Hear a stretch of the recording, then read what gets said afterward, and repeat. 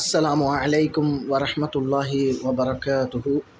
الحمد لله رب العالمين والصلاة والسلام على رسول الله.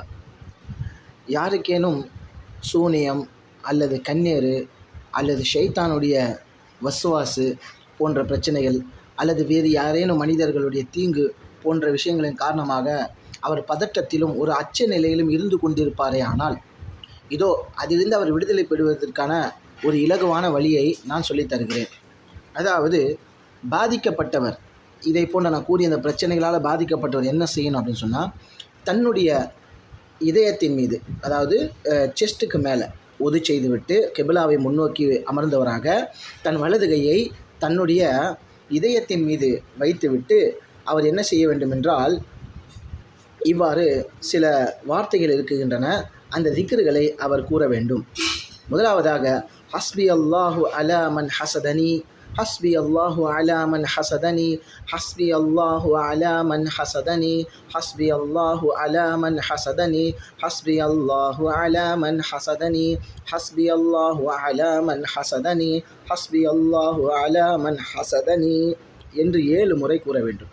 அடுத்ததாக அப்படியே தொடர்ந்து ஹஸ்பி அல்லாஹு அலா மன் சஹரனி, ஹஸ்பி அல்லாஹு அலா மன் சஹரனி, ஹஸ்பி அல்லாஹு அலா மன் சஹரனி, ஹஸ்பி அல்லாஹு அலா மன் சஹரனி, ஹஸ்பி அல்லாஹு அலா மன் சஹரனி, ஹஸ்பி அல்லாஹு அலா மன் சஹரனி, ஹஸ்பி அல்லாஹு அலா மன் சஹரனி, ஹஸ்பி அல்லாஹு அலா மன் சஹரனி என்று 7 முறை சொல்ல வேண்டும். அடுத்ததாக ஹஸ்பி அல்லாஹு அலா மன் மஸ்ஸனி, ஹஸ்பி அல்லாஹு அலா மன் மஸ்ஸனி, ஹஸ்பி அல்லாஹு அலா மன் மஸ்ஸனி என்று 7 முறை சொல்ல வேண்டும். அடுத்ததாக ஹஸ்பி அல்லாஹு அலா மன் ஆதானி, ஹஸ்பி அல்லாஹு அலா மன் ஆதானி, ஹஸ்பி அல்லாஹு அலா மன் ஆதானி என்று 7 முறை சொல்ல வேண்டும்.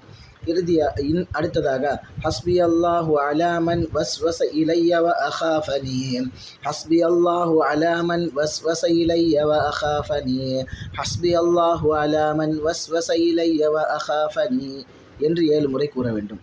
இறுதியாக இந்த வார்த்தையை சொல்ல வேண்டும்.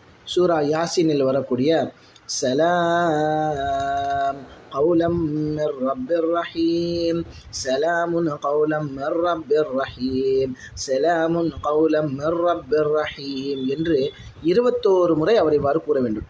இவ்வாறு கூறிவிட்டு அவர் மேற்கொண்டு குல் ஹுவல்லாஹு அஹத் என்ற அந்த சூறாவையும் ஃபலக்கையும் நாஸையும் ஓதிக்கொள்ள வேண்டும். பிறகு தன் கைகளிலே ஊதியவராக தன் தலை முதல் கால் வரை அவர் தடவிக்கொள்வாரே ஆனால் அன்றைய தினத்திலேயே ஒரு பெரும் மாற்றத்தை, ஒரு பெரும் விடுதலையை, நிம்மதியை அவர் காண்பார் இன்ஷா அல்லாஹ். இதை செய்யும் பொழுது அவர் கிபிலாவை நோக்கி உட்கார்ந்திருக்க வேண்டும், ஒது செய்திருக்க வேண்டும். அப்பொழுது அவர் தன்னுடைய வலது கையை இதயத்தின் மீது வைத்தவராக இந்த திக்ருகளை அவர் ஓத வேண்டும் இன்ஷா அல்லாஹ். இந்த ஆடியோவை கேட்டவர்கள் பிறருக்கும் இதை ஷேர் பண்ணுங்கள், லைக் பண்ணுங்கள், சப்ஸ்கிரைப் பண்ணுங்கள். அஸ்ஸலாமு அலைக்கும் வரஹ்மத்துல்லாஹி வபரகாத்துஹு.